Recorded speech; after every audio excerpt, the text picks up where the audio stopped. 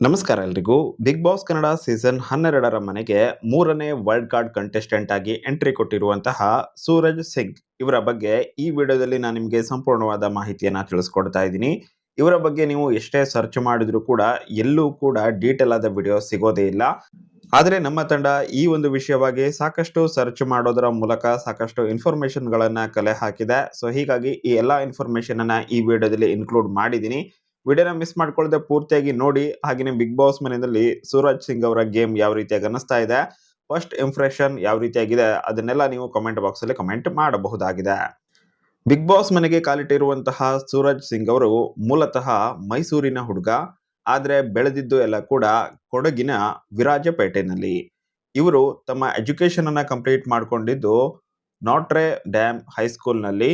ಇದಾದ ನಂತರ ಇವರು ತಮ್ಮ ಕಾಲೇಜು ಶಿಕ್ಷಣವನ್ನ ಮಹಾರಾಜ ಇನ್ಸ್ಟಿಟ್ಯೂಟ್ ಆಫ್ ಟೆಕ್ನಾಲಜಿ ಈ ಒಂದು ಕಾಲೇಜಿನಲ್ಲಿ 2013ರಿಂದ ಶುರು ಮಾಡಿ 2018ರ ತನಕ ಕಂಪ್ಲೀಟ್ ಮಾಡ್ಕೊಂಡಿದ್ದಾರೆ ಅನ್ನುವಂತಹ ಮಾಹಿತಿ ಇದೆ. ಇದಾದ ನಂತರ ಇವರು ತಮ್ಮ ಉನ್ನತ ಶಿಕ್ಷಣಕ್ಕಾಗಿ ಕೆನಡಾಗೆ ಹೋಗ್ತಾರೆ. ಅಲ್ಲಿ ತಮ್ಮ ಹೈಯರ್ ಸ್ಟಡೀಸ್ ಅನ್ನ ಮಾಡುವಂತಹ ಸಮಯದಲ್ಲೇನೆ ಶೆಫ್ ಆಗಿ ಕೂಡ ವರ್ಕ್ ಅನ್ನ ಮಾಡ್ತಾ ಇದ್ರು. ಅಂದ್ರೆ ನಾರ್ತ್ ಇಂಡಿಯನ್ ನ ಒಂದು ರೆಸ್ಟೋರೆಂಟ್ ಇತ್ತು, ನಾರ್ತ್ ಇಂಡಿಯನ್ ರೆಸ್ಟೋರೆಂಟ್. ಅಲ್ಲಿ ಇವರು ಶೆಫ್ ಆಗಿ ಕೆಲಸವನ್ನ ಮಾಡ್ತಾ ಇದ್ರು. ಸ್ಟಡಿ ಮಾಡುವಂತಹ ಸಮಯದಲ್ಲೇನೆ ತನಗೂ ಕೂಡ ಸಪೋರ್ಟ್ ಆಗಬೇಕು, ಹಾಗೆಯೇ ತನ್ನ ಮನೆಯವರಿಗೂ ಕೂಡ ಫೈನಾನ್ಷಿಯಲಿ ಸಪೋರ್ಟ್ ಆಗಿರಬೇಕು ಅನ್ನುವಂತಹ ರೀಸನ್ ಇಂದಾಗಿ ಇವರು ಶೆಫ್ ಆಗಿ ಕೆಲಸವನ್ನ ಮಾಡ್ತಾ ಇದ್ರು. ಇದಾದ ನಂತರ ತಮ್ಮ ಎಜುಕೇಶನ್ ಅನ್ನ ಕಂಪ್ಲೀಟ್ ಮಾಡ್ಕೊಳ್ತಾರೆ ಇವರು ಕೆನಡಾದಲ್ಲಿ. ಹಾಗೆಯೇ IT ಕಂಪನಿ ಒಂದರಲ್ಲಿ ವರ್ಕಿಗೂ ಕೂಡ ಜಾಯ್ನ್ ಆಗ್ತಾರೆ. ಸೊ ಟೆಕ್ ಪ್ರೊಫೆಷನಲ್ ಅಲ್ಲಿ ಟೆಕಿಯಾಗಿನೇ ಕಾಣಿಸ್ಕೊಳ್ಳುವಂತಹ ಇವರು ನಂತರ ಈ ಒಂದು ಫೀಲ್ಡ್ಗಿಂತ ತನ್ನ ಊರಿನಲ್ಲಿ ಇರೋದೇ, ಅಂದ್ರೆ ತನ್ನ ಮೈಸೂರು ಆಗಿರಬಹುದು ಅಥವಾ ನಮ್ಮ ಕರ್ನಾಟಕ ಆಗಿರಬಹುದು, ಅಲ್ಲೇನೆ ಇರೋದೇ ಬೆಟರ್.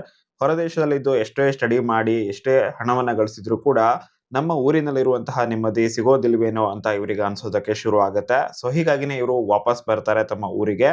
ಹಾಗೇನೆ ಇಲ್ಲೇನೆ ಅವರು ತಮ್ಮ ವರ್ಕ್ ಅನ್ನ ಶುರು ಮಾಡ್ತಾರೆ. ಸೊ ಇವರು ಮೊದಲಿಂದಾನು ಕೂಡ ಫಿಟ್ನೆಸ್ ಹಾಗೇನೆ ಫ್ಯಾಷನ್ ನಲ್ಲಿ ಸಖತ್ ಇಂಟ್ರೆಸ್ಟೆಡ್ ಆಗಿದ್ರು. ಹಾಗೇನೆ ಕೆನಡಾದಲ್ಲಿ ಶೆಫ್ ಆಗಿ ಕೂಡ ವರ್ಕ್ ಮಾಡ್ತಾ ಇದ್ದಿದ್ರಿಂದ ಇದಕ್ಕೆ ಸಂಬಂಧಪಟ್ಟ ಹಾಗೇನೆ ಸಾಕಷ್ಟು ಪೋಸ್ಟ್ ಗಳನ್ನ ಮಾಡೋದಕ್ಕೆ ಶುರು ಮಾಡ್ತಾರೆ ತಮ್ಮ ಸೋಷಿಯಲ್ ಮೀಡಿಯಾದಲ್ಲಿ.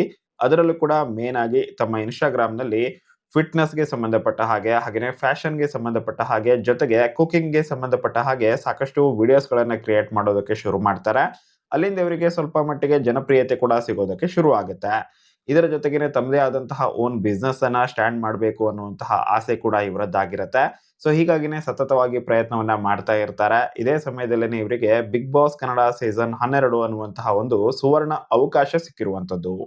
ಈ ಒಂದು ಅವಕಾಶವನ್ನ ಎರಡೂ ಕೈಗಳಿಂದ ಬಾಚಿಕೊಂಡಿರುವಂತಹ ಸೂರಜ್ ಸಿಂಗ್ ಅವರು ಬಿಗ್ ಬಾಸ್ ಮನೆಯಲ್ಲಂತೂ ಒಂದು ಖಡಕ್ ಆಗಿರುವಂತಹ ಎಂಟ್ರಿ ಕೊಡ್ತಾರೆ ಅಂತ ಎಲ್ಲರೂ ಕೂಡ ಅಂದ್ಕೊಂಡಿದ್ರೆ ತುಂಬಾನೇ ಲವರ್ ಬಾಯ್ ರೀತಿನಲ್ಲೇನೆ ಎಂಟ್ರಿ ಕೊಟ್ರು.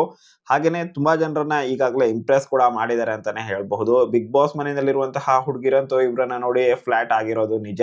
ಅದರಲ್ಲೂ ಕೂಡ ರಾಶಿಕಾ ಮತ್ತು ಕಾವ್ಯ ಅವರು ಸ್ವಲ್ಪ ಜಾಸ್ತಿನ ಫ್ಲಾಟ್ ಆಗಿದ್ದಾರೆ ಅಂತ ಕಾಣಿಸ್ತಾ ಇದೆ ಬಿಗ್ ಬಾಸ್ ನಲ್ಲಿ ನೋಡಿದಾಗ. ಬೇರೆ ಕೂಡ ಇರಬಹುದೇನೋ, ಬಟ್ ಮೇಲ್ನೋಟಕ್ಕಂತೂ ಆ ರೀತಿಯಾಗಿ ಅನ್ನಿಸ್ತಾ ಇರುವಂತದ್ದು. ಇನ್ನು ಬಿಗ್ ಬಾಸ್ ಮನೆಗೆ 22ನೇ ದಿನ ಎಂಟ್ರಿ ಕೊಟ್ಟಿರುವಂತಹ ಇವರು 100 ದಿನಗಳ ಕಾಲ ಬಿಗ್ ಬಾಸ್ ಮನೆಯಲ್ಲೇ ಸರ್ವೈವ್ ಆಗ್ತಾರಾ, ಅದನ್ನು ಕಾದು ನೋಡೋಣ. ಅದಕ್ಕೂ ಮೊದಲು ಇವರ ಫ್ಯಾಮಿಲಿಯ ಬಗ್ಗೆ ಮತ್ತು ಇವರ ಡೇಟ್ ಆಫ್ ಬರ್ತ್ ಹಾಗೆ ಇವರ ಹೈಟ್ ವೇಟ್ ಇದೆಲ್ಲದರ ಬಗ್ಗೆ ಮಾಹಿತಿನ ತಿಳ್ಕೊಳ್ತಾ ಹೋಗೋದಾದ್ರೆ, ಇವರ ಡೇಟ್ ಆಫ್ ಬರ್ತ್ ನ ಮೊದಲು ನೋಡೋದಾದ್ರೆ ಇವರು ಜನಿಸಿದ್ದು 1996ರಲ್ಲಿ. ಯಾವ ದಿನಾಂಕದಂದು ಅನ್ನುವಂತಹ ಎಕ್ಸಾಕ್ಟ್ ಆದಂತಹ ಮಾಹಿತಿಯನ್ನ ಅವರು ಎಲ್ಲೂ ಕೂಡ ಬಿಟ್ಕೊಟ್ಟಿಲ್ಲ. ಹಾಗೇನೆ ಈ ಒಂದು ಪ್ರಕಾರವಾಗಿ ನೋಡೋದಾದ್ರೆ, ಅಂದ್ರೆ 1996ರಲ್ಲಿ ಇವರು ಜನಿಸಿದ್ದಾರೆ ಅನ್ನೋದಾದ್ರೆ ಅಟ್ ಪ್ರೆಸೆಂಟ್ ಅಲ್ಲಿ ಇವರಿಗೆ 28 ವರ್ಷ ವಯಸ್ಸಾಗತ್ತೆ. 2025ರಲ್ಲಿ ಇವರಿಗೆ 28 ವರ್ಷ ಕಂಪ್ಲೀಟ್ ಆದ ರೀತಿ ಆಗತ್ತೆ. ಇನ್ನು ಇವರ ಫ್ಯಾಮಿಲಿ ಬಗ್ಗೆ ನೋಡೋದಾದ್ರೆ, ಇವರ ತಾಯಿಯ ಫೋಟೋವನ್ನ ಇವಾಗ ನೀವು ಸ್ಕ್ರೀನ್ ಅಲ್ಲಿ ನೋಡ್ತಾ ಇದ್ದೀರಾ. ಇವರ ಹೆಸರು ಅನು ಅನ್ನೋದಾಗಿದೆ. ಪೂರ್ತಿ ಹೆಸರು ಅನು ರಮೇಶ್ ಅನ್ನೋದಾಗಿರುವಂತದ್ದು. ಇನ್ನು ಸೂರಜ್ ಸಿಂಗ್ ಅವರ ಹೈಟ್ ಮತ್ತು ವೇಟ್ ಇದರ ಬಗ್ಗೆ ಮಾಹಿತಿನ ತಿಳ್ಕೊಳ್ಬೇಕು ಅಂತ ಹೇಳಿದ್ರೆ, ಇವರ ಹೈಟ್ 5.89 ಫೀಟ್ ಆಗಿರುವಂತದ್ದು.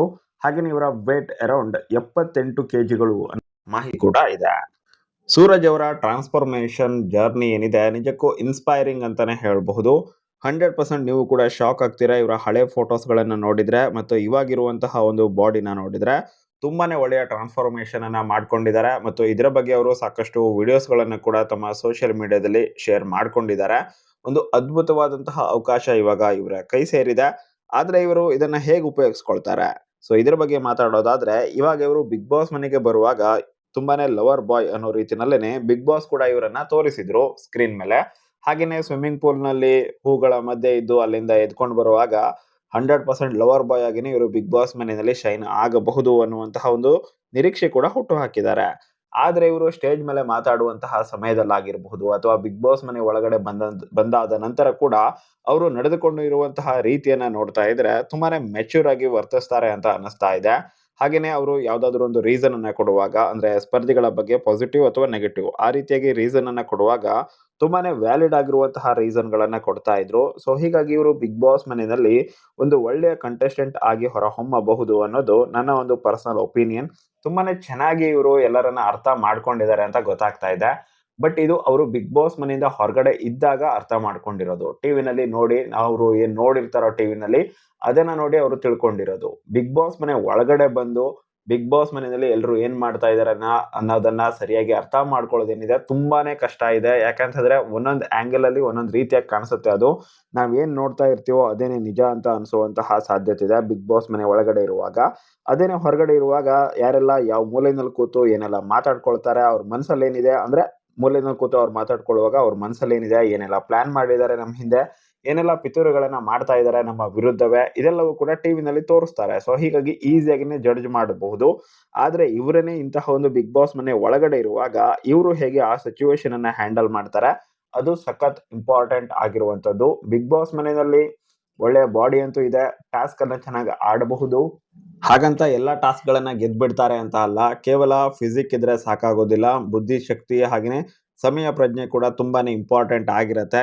ಯಾವ ಗೇಮ್ ಅನ್ನ ಯಾವ ರೀತಿಯಾಗಿ ಸ್ಟ್ರಾಟಜಿ ಯೂಸ್ ಮಾಡಿ ಗೇಮ್ ಅನ್ನ ಆಡ್ತಾರೆ ಮತ್ತು ಆ ಗೇಮ್ ಅನ್ನ ಯಾವ ರೀತಿಯಾಗಿ ಅವರು ತಗೊಂಡು ಹೋಗ್ತಾರೆ, ಸೊ ಇದೆಲ್ಲ ಕೂಡ ಸಖತ್ ಇಂಪಾರ್ಟೆಂಟ್ ಆಗಿರತ್ತೆ. ಕೇವಲ ಫಿಸಿಕಲ್ ಟಾಸ್ಕ್ ಬಂದಾಗ ಹೊಡೆದಾಡಬಹುದು, ಬಟ್ ಮೈಂಡ್ ಗೇಮ್ ಬಂದಾಗ ಹೆಂಗ ಆಡ್ತಾರೆ ಅದನ್ನ ಕೂಡ ನೋಡ್ಬೇಕು. ಬಿಗ್ ಬಾಸ್ ಮನೆಯಲ್ಲಿ ಈಗಾಗಲೇ ಸಾಕಷ್ಟು ಘಟಾನುಘಟಿಗಳಿದ್ದಾರೆ. ಯಾವ ರೀತಿನಲ್ಲಿ ಅಂತ ಹೇಳಿದ್ರೆ ಮೈಂಡ್ ಗೇಮ್ ಅನ್ನ ಆಡೋದ್ರಲ್ಲಿ, ಎಮೋಷನಲ್ ಆಗಿ ಕುಗ್ಗಿಸೋದ್ರಲ್ಲಿ.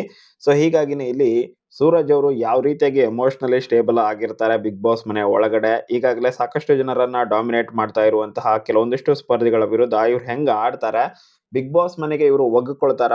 ಹೊರಗಡೆಯಿಂದ ನೋಡಿದಾಗ ಎಲ್ಲವೂ ತುಂಬಾನೇ ಚೆನ್ನಾಗೇನೆ ಕಾಣಿಸುತ್ತೆ, ಬಟ್ ಬಿಗ್ ಬಾಸ್ ಮನೆ ಒಳಗಡೆ ಬಂದಾಗ ಇವ್ರು ಹೆಂಗ ಆಡ್ತಾರೆ ಸೊ ಅದು ಸಖತ್ ಇಂಪಾರ್ಟೆಂಟ್ ಆಗಿದೆ. ಬಟ್ ಒಂದು ಎಕ್ಸ್ಪೆಕ್ಟೇಷನ್ ಅಂತೂ ಇದೆ ನನಗೆ ಸೂರಜ್ ಸಿಂಗ್ ಅವರ ಬಗ್ಗೆ. ಹಾಗೇನೆ ವರ್ತಿ ಕಂಟೆಸ್ಟೆಂಟ್ ಆಗಬಹುದು ಅಂತ ಅನಿಸ್ತಾ ಇದೆ. ಹುಡುಗಿಯರ ಗ್ರೂಪ್ ಅಲ್ಲಿ ಸೇರ್ಕೊಂಡು ಕಳೆದು ಹೋಗದೆ ಇದ್ರೆ ಸಾಕು. ನನಗಂತೂ ಸ್ವಲ್ಪ ಹೋಪ್ ಅಂತೂ ಇದೆ. ನಿಮ್ಗೇನು ಹೋಪ್ ಇದೆಯಾ ಇವ್ರ ಮೇಲೆ? ಇವ್ರೇನಾದ್ರೂ ಬಿಗ್ ಬಾಸ್ ಮನೆಯಲ್ಲಿ ಒಳ್ಳೆ ಕಾಂಟ್ರಿಬ್ಯೂಷನ್ ಕೊಡಬಹುದು ಅಂತ ಅನ್ಸುತ್ತಾ? ಅಥವಾ ವೈಲ್ಡ್ ಕಾರ್ಡ್ ಅಲ್ಲಿ ಬಂದಂತಹ ಕೆಲವೊಂದಿಷ್ಟು ಸ್ಪರ್ಧಿಗಳ ರೀತಿನಲ್ಲೇನೆ ಒಂದ್ ಸ್ವಲ್ಪ ದಿನ ಹವಾ ಕ್ರಿಯೇಟ್ ಮಾಡಿ ನಂತರ ಬಿಗ್ ಬಾಸ್ ಮನೆಯಿಂದ ಹೊರಗಡೆ ಹೋಗ್ಬಿಡ್ತಾರೆ ಅಂತ ಅನ್ಸುತ್ತಾ? ನಿಮ್ಮ ಅಭಿಪ್ರಾಯ ಏನೇ ಇದ್ರೂ ಕೂಡ ದಯವಿಟ್ಟು ನೀವು ಅದನ್ನ ಕಮೆಂಟ್ ಬಾಕ್ಸ್ ಅಲ್ಲಿ ಕಮೆಂಟ್ ಮಾಡಿ. ಅದರಿಂದಾಗಿ ಇವ್ರ ಬಗ್ಗೆ ನಿಮ್ಮ ಅಭಿಪ್ರಾಯ ಏನಿದೆ ಅನ್ನೋದು ನನಗೂ ಕೂಡ ಗೊತ್ತಾದ ರೀತಿ ಆಗುತ್ತೆ. ಹಾಗೇನೆ ಉಳಿದಂತಹ ಒಂದು ಪ್ರೇಕ್ಷಕರಿಗೂ ಕೂಡ ಗೊತ್ತಾದ ರೀತಿ ಆಗುತ್ತೆ. ಸೊ ಹೀಗಾಗಿ ನಿಮ್ಮ ಅಭಿಪ್ರಾಯವನ್ನ ಆದಷ್ಟು ಶೇರ್ ಮಾಡಿ ಮತ್ತು ಇವರ ಬಗ್ಗೆ ಮಾಡಿರುವಂತಹ ಈ ಒಂದು ಚಿಕ್ಕ ವಿಡಿಯೋ ನಿಮಗೆ ಇಷ್ಟ ಆಗಿದ್ರೆ ವಿಡಿಯೋಗೆ ಲೈಕ್ ಮಾಡಿ, ನಿಮ್ಮ ಎಲ್ಲ ಫ್ರೆಂಡ್ಸ್ಗೂ ಕೂಡ ಶೇರ್ ಮಾಡೋದನ್ನ ಮರಿಬೇಡಿ ಅಂತ ಹೇಳ್ತಾ ವಿಡಿಯೋನ ಮುಗಿಸ್ತಾ ಇದ್ದೀನಿ. Thank you so much for watching.